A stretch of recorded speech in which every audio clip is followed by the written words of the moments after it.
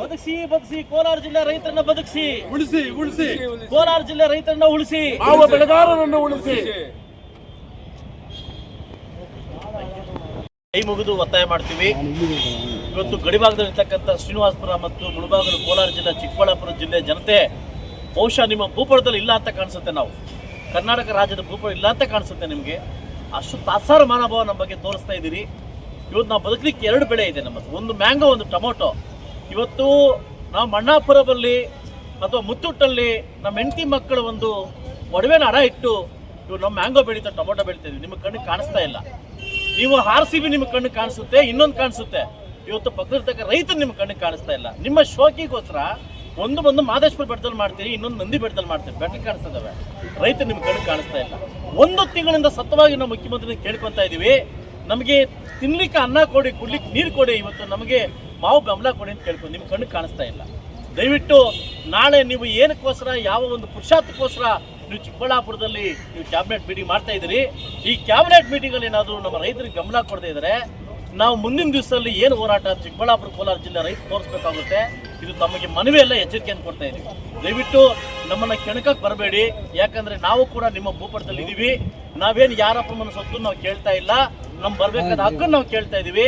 ಇವತ್ತು ನಮ್ಮ ಹೆಂಡತಿ ಮಕ್ಕಳು ಬೀದಿ ಬರ್ತಕ್ಕಂಥ ಸಮಯ ಬಂದಿದೆ. ದಯವಿಟ್ಟು ಮಾನ್ಯ ಮುಖ್ಯಮಂತ್ರಿಗಳು ಇದಕ್ಕೆ ತತ್ಕ್ಷಣ ನೀವು ಇದಕ್ಕೆ ಸ್ಪಂದಿಸ್ತಾ ಇದ್ರೆ ಮುಂಬರುವ ದಿನಗಳಲ್ಲಿ ಇದು ಹೋರಾಟವನ್ನು ಕೈಗೊಳ್ಳಬೇಕಾಗುತ್ತೆ.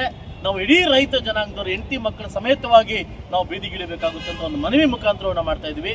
ದಯವಿಟ್ಟು ನಾಳೆ ಕ್ಯಾಬಿನೆಟ್ ಮೀಟಿಂಗಲ್ಲಿ ನಮ್ಮ ಚಿಕ್ಕಬಳ್ಳಾಪುರ ಮತ್ತು ಕೋಲಾರ ಜಿಲ್ಲೆ ರೈತರಿಗೆ, ಏನು ಮ್ಯಾಂಗೋ ರೈತರಿಗೆ ಇವತ್ತೇನು ಪಕ್ಕದಲ್ಲಿ ಆಂಧ್ರದಲ್ಲಿ 15,000 ರೂಪಾಯಿ ಟನ್ಗೆ ಕೊಡ್ತಾ ಇದ್ದಾರೆ, ದಯವಿಟ್ಟು ಅದನ್ನು ಘೋಷಣೆ ಮಾಡಿ ಅಂತ ಈ ಮುಖಾಂತರ ಮಾಧ್ಯಮ ಮುಖಾಂತರ ಕೇಳ್ಕೊಳ್ಳೋಕೆ ಇಷ್ಟಪಡ್ತಾ ಇದ್ದೀವಿ.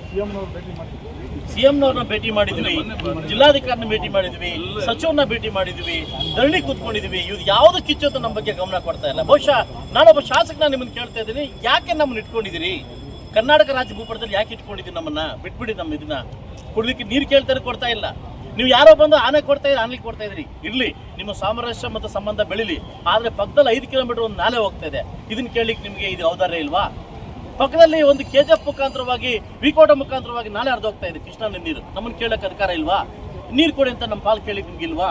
ನಾವು ನಮ್ಮನ್ನು ಏನು ಕೇಳ್ತಾ ಇದ್ವಿ? ಕೋಲಾರ ಜಿಲ್ಲೆ ಮತ್ತು ಚಿಕ್ಕಬಳ್ಳಾಪುರ ಜಿಲ್ಲೆ ಭೂಪಟದಲ್ಲಿ ಇದೆ ಅಂತ ಕುರ್ಸಿ ಅಂತ ಕೇಳ್ತಾ ಇದ್ವಿ. ತಪ್ಪ ನಮ್ಮದು?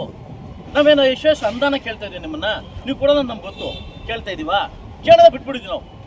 ದಯವಿಟ್ಟು ಇದಕ್ಕೆ ಈ ಕೂಡಲೇ ಸ್ಪಂದಿಸ್ತಾ ಇದ್ರೆ ನಾಳೆ ನೀವು ನೋಡೋತಕ್ಕಂಥ, ನಾವು ಯಾವುದೇ ಕಾರಣಕ್ಕೂ ನಾಳೆ ನಿಮ್ಗೆ ಡಿಸ್ಟರ್ಬ್ ಮಾಡೋಕ್ಕೆ, ನಿಮ್ಗೆ ಅವಮಾನ ಮಾಡೋಕ್ಕೆ ನಾವು ಬರೋದಿಲ್ಲ. ನಿಮ್ಮನ್ನು ಮನವಿ ಮಾಡ್ತಾ ಇದ್ದೀವಿ. ಬಹುಶಃ ನಿಮ್ಗೆ ಏನಾದರೂ ನಮ್ಮ ಕಾಳಜಿ ಬಗ್ಗೆ, ನಮ್ಮ ಜಿಲ್ಲೆ ಬಗ್ಗೆ ಕಾಳಜಿ ಇದ್ರೆ ದಯವಿಟ್ಟು ಕೈ ಮುಗಿದು ನಿಮ್ಮನ್ನು ಕೇಳ್ತೀವಿ ಮಾನ್ಯ ಮುಖ್ಯಮಂತ್ರಿಗಳೇ, ನಾಳೆ ಈ ರೈತರಿಗೆ ಗಮನ ಘೋಷಣೆ ಮಾಡ್ತೀರಂತ ನಂಬಿಕೆ ನಮಗಿದೆ. ದಯವಿಟ್ಟು ಈ ಮಾಧ್ಯಮ ಮುಖಾಂತರ ನಿಮ್ಮನ್ನು ಮನವಿ ಮಾಡ್ಕೊತಾ ಇದ್ದೀವಿ. ಸರ್, ಆಮೇಲೆ ಆಂಧ್ರದಲ್ಲಿ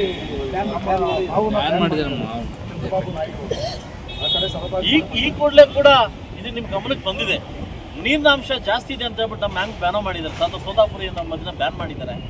ಈ ಕೂಡಲೇ ಅದನ್ನು ನೀವು ಮಾತಾಡಿ ಅದನ್ನು ರೈತರಿಗೆ ಎಲ್ಲ ಥರ ನಿಮಗೆ ಗೊತ್ತಿದ್ದಕ್ಕೆ ನೀವು ಆಡ್ಕಾಡ್ತಾ ಇದ್ದೀರಿ. ದಯವಿಟ್ಟು ನೀವು ಕಾಂಗ್ರೆಸ್ ಪಕ್ಷಕ್ಕೆ ಕೋಲಾರ ಜಿಲ್ಲೆ ಭೂಪಟದಲ್ಲಿ ನಿಮ್ಗೆ ಎಲ್ಲ MLAಗಳು ಬೇಕು.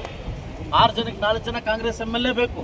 ಎಲ್ಲ ರೀತಿ ಬೇಕು. ರಾಜಕೀಯ ಭವಿಷ್ಯದಲ್ಲಿ ಇಳ್ಕೊಳ್ಳೋ ಕೋಲಾರ ಜಿಲ್ಲೆ ಜಾಗ ಬೇಕು, ನಿಮಗೆ ಎಲ್ಲ ಬೇಕು. ಆದರೆ ಕೋಲಾರ ಜಿಲ್ಲೆ ಜನತೆ ಬಗ್ಗೆ ನಿಮಗೆ ಕಾಳಜಿ ಮಾತ್ರ ಬೇಕಾಗಿಲ್ಲ. ದಯವಿಟ್ಟು ಒಬ್ಬ ಹಿರಿಯ ಶಾಸಕನಾಗಿ ಮತ್ತು ಹಿರಿಯ ಶಾಸಕರಾಗಿ ನಮ್ಮಲ್ಲಿ ನಿಮ್ಮನ್ನು ಬೇಡ್ಕೊಳ್ತಾ ಇದ್ದೀವಿ. ದಯವಿಟ್ಟು ಇದಕ್ಕೆ ಆದಷ್ಟು ಬೇಗ ಸ್ಪಂದಿಸಿ ಅಂತ ನಾನು ನಿಮ್ಮನ್ನು ಮನವಿ ಮಾಡ್ತಾ ಇದ್ದೀನಿ. ಸಿದ್ದರಾಮಯ್ಯನವರು ಮಲ್ತಾಯಿ ಧೋರಣೆ ಮಾಡಿದ್ದಾರೆ ಸರ್. ಯಾಕಂದರೆ JDS BJP ಶಾಸಕರಿಗೆ ಅವ್ರು ಭೇಟಿ ಮಾಡೋದಕ್ಕೆ ಅವಕಾಶ ಕೊಡ್ತಾ ಇಲ್ಲ, ಅನುದಾನ ಕೊಡ್ತಾ ಇಲ್ಲ ಅಂತ ಆರೋಪ ಕೂಡ ಇದೆ.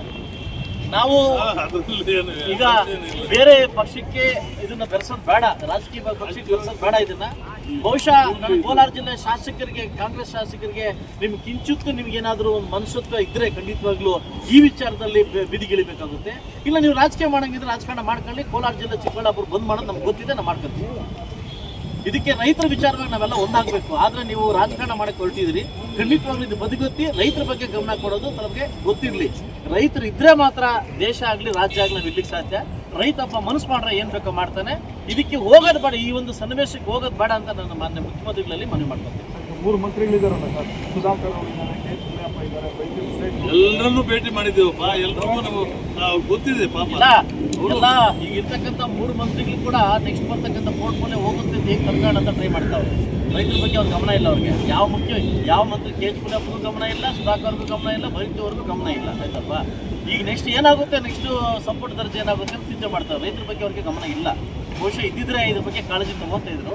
ಇಲ್ಲಿ ತನಕ ಕೋಲಾರ ಜಿಲ್ಲೆ ಸುಮಾರು ತಿಂಗಳಾಗಿದೆ KDP ನಡೆದು ಪ್ರಗತ ಪರಿಶೀಲನಾ ಸಭೆ ನಡೆದು ತುಂಬಾ ತಿಂಗಳಾಗಿದೆ. ಗೊತ್ತಿಲ್ಲ ಏನಕ್ಕಿಂತ ಧೋರಣೆ ಆಗ್ತದೆ ಗೊತ್ತಿಲ್ಲ. ಇದು ಮುಖ್ಯಮಂತ್ರಿ ಗಮನಕ್ಕೆ ಬಂದಿದೆ ಅನ್ಕೊತೀನಿ. ದಯವಿಟ್ಟು ಈ ಕೂಡಲೇ ಅದನ್ನು ನಾವು ಮನವಿ ಮಾಡ್ತಾ ಇದ್ದೀವಿ. ಇದನ್ನು ಸರಿಪಡಿಸ್ಬೇಕಂತ ತಮ್ಮನ್ನು ನಿಮ್ಮ ಮನವಿ ಮಾಡ್ತೀವಿ. Thank you.